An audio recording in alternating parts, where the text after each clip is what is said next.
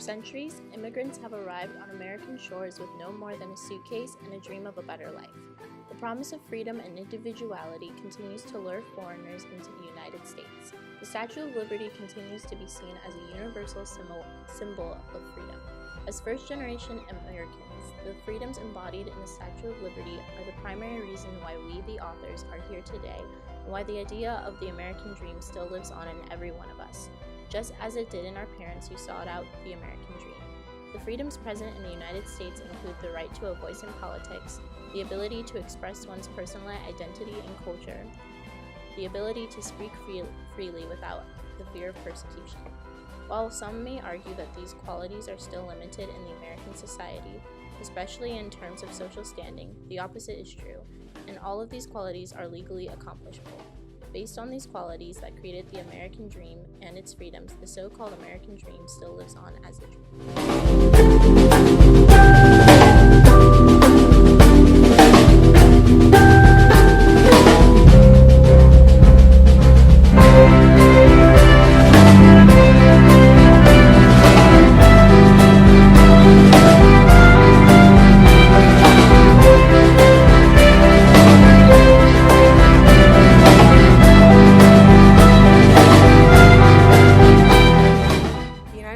Is founded on four basic inalienable rights that have been challenged and frowned upon throughout the life of America. One of the most precious rights is the freedom of speech, which allows anybody to speak freely without the fear of federal consequences. Since even before the United States declared their independence from Great Britain, the right to speak was challenged among the colonies, which have caused many philosophers to question the basic rights of human, thus beginning the Enlightenment era. In the past, certain acts prohibited this freedom, mainly during times of war where the government had no time to deal with the opposing viewpoints of citizens. The Sedition and Espionage Acts of the 1910s are prime examples of when the government tried to silence the people over their opinions during World War I. Over the course of many years, protests have slowly begun to be seen in a positive light rather than a way to exploit the government. During the 1960s and 1970s, protest over the Vietnam War was more accepted in the eyes of government. The 1969 Tinker Voice versus Des Moines case involves students wearing black armbands to protest against this Vietnam War. The Supreme Court ruled that students do have the right to speak.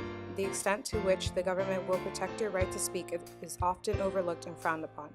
In the areas of the world where freedom of speech is not protected, citizens are afraid to speak against their government, even when it acts illegally, for fear of being locked away in a cell for life. Here, you will not get beat, lynched, exiled, or persecuted by your own government for protecting your own ideas. Many believe that the freedom of speech becomes more of a conflict when the opinion expressed is either not reciprocated by the majority or the message may be linked to something someone might associate as wrong. However, as Robert Richards, the founding director of the Pennsylvania Center for the First Amendment at Penn State, many people are mistaken in their belief that offensive or hate speech is not protected.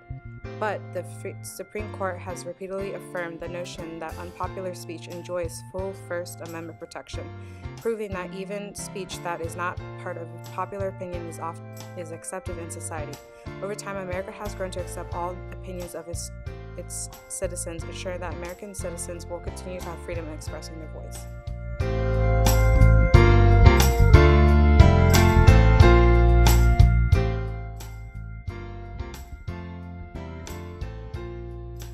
As societal values and the composition of the American public had changed, the political freedoms an individual has grown immensely. Forming the crux of the American dream, political freedoms such as the right to vote for office, bearing positions in the government, and the right for a citizen to serve on these positions have greatly expanded over American history, leading for many minority groups to be able to gain these democratic rights. When looking back into past events of American history, America was a nation founded on an ideal of a democratic society, especially after the American Revolution. However, these democratic abilities were only given to white landowning males, excluding large parts of the rest of American citizens. In order to quell this injustice, many minority groups rose to bring political rights to themselves as well. The first effort was seen by African Americans who had gained voting rights in 1869 with the passage of the 15th Amendment. However, there were still many barriers for people of color to vote, and in order to bring more widespread political rights, the Voting Rights Act of 1965 was instituted to prevent barriers in who could vote. Alongside the fight of African Americans for suffrage, the women's suffrage movement also rose in prominence, and it gained the 19th Amendment in 1920, now giving almost all American citizens an active role in political activities. After this rich history of fighting for political rights, today America is rated 16 out of 16 in terms of political pluralism and participation, and is rated 1 out of 7, 1 being the best in terms of civil liberties of citizens, Freedom House. Today's political freedom is expressed in popular culture as well, especially in many novels. In the novel Funny and Farsi, Firoozeh Dumas highlights her freedoms in America, and her father's favorite freedom is democratic freedom. He says in the novel, any immigrant who comes to this country and becomes a citizen and doesn't vote, according to him, should just go back. They need to be sent for 6 months to a non-democratic country, then they'll vote. Dumas 118, expressing the contrast between political freedom in America versus in other countries. As expressed in the novel, America's democracy and political freedom is one of the main forces attracting immigrants to the nation. America is one of the few nations with widespread democracy and trusting its citizens a part in government, which proves that in today's day and age, America is very free in terms of political rights.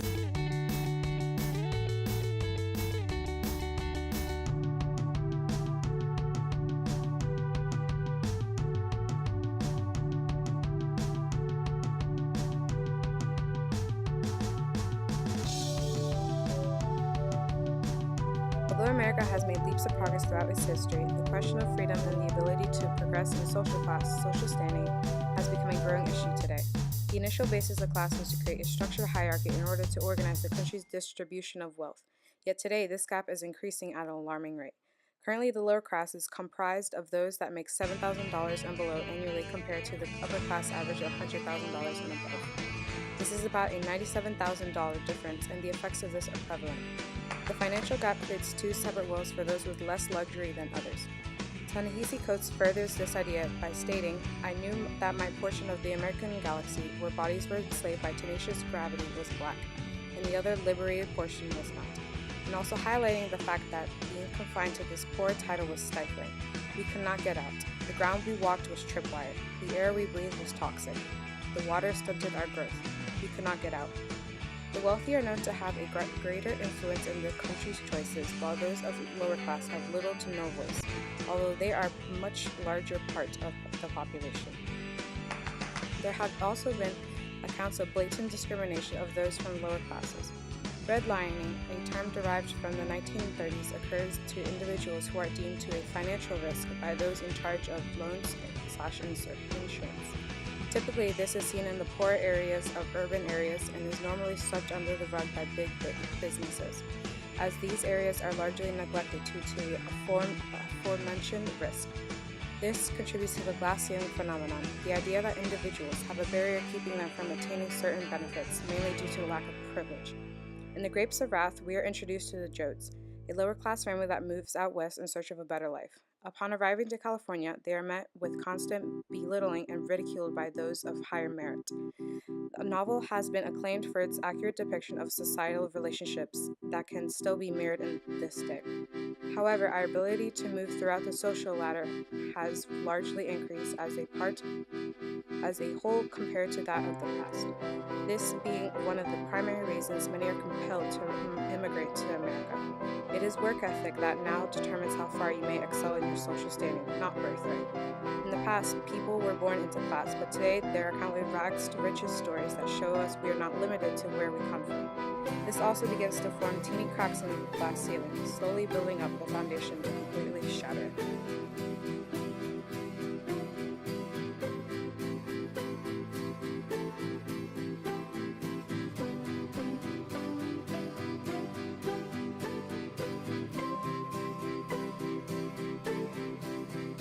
Freedom of personal identity, much like the other freedoms, exists today to protect an individual's lifestyle choices from animosity and bigotry, as well as to encourage self-expression, which has been gained through a continuous fight throughout history by many groups through battles and relentless efforts of racial minorities, women, workers, and other groups to secure freedom. The definition of freedom has been both deepened and transformed to realms for which it was not originally intended.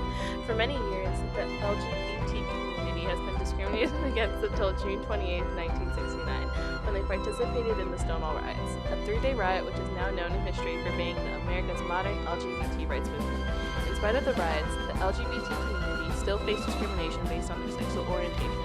But for decades to come, the LGBT community continued to make progress in their fight for personal equality. Finally, on June 26, 2017, the U.S. Supreme Court ruled that the U.S. Constitution guarantees the right for same-sex couples to marry in all 50 states. For many years, people have been immigrating to the United States in search of this freedom, a freedom of cultural identity.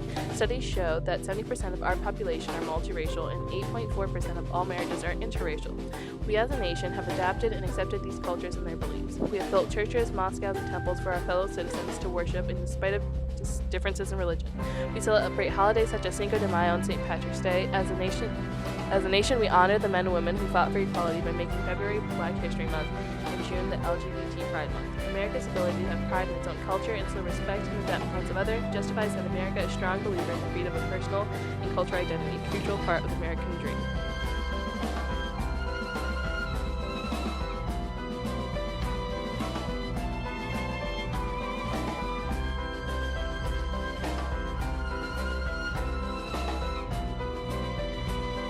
For many years, society has been debating whether the American dream still lives on.